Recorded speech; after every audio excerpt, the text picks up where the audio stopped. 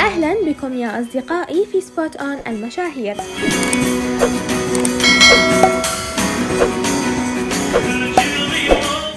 نشر الممثل أمرا التوغ الذي يقوم بدور أورهان بوست وداعي لمسلسل طائر الرفراف، ونشر عدد من الصور من الكواليس، من ضمنها هذه الصورة لمارت رمضان دمير وأفرا سراج أغلو من تصوير الحلقة الأخيرة ومشهد إنقاذ فريد، وصور أخرى أيضا من الكواليس.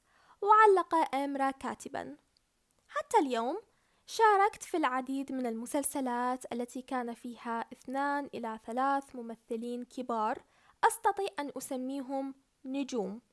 كنت دائما فخور بذلك، لكنني الآن أدرك إن كل تلك التجارب كانت تجهزني لمشروع طائر الرفراف، لأن هذا العمل يتكون من طاقم رئيسي من الممثلين الذين يمكنني أن أصفهم بأنهم كوكب من النجوم، بالإضافة إلى مخرجين، مصورين مبدعين كنت أستطيع أن أضع نفسي بين أيديهم بثقة دون تردد.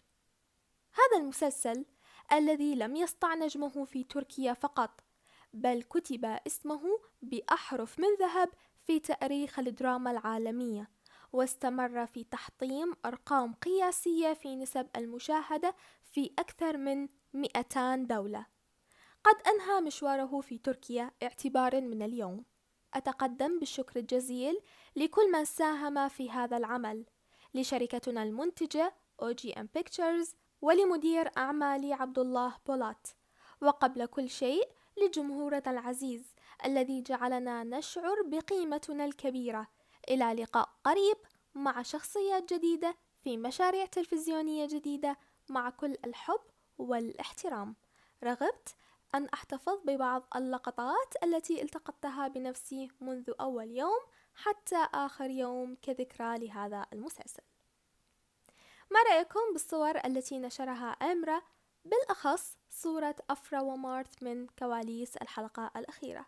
شاركوني آراءكم في التعليقات، وإلى اللقاء بالفيديو القادم.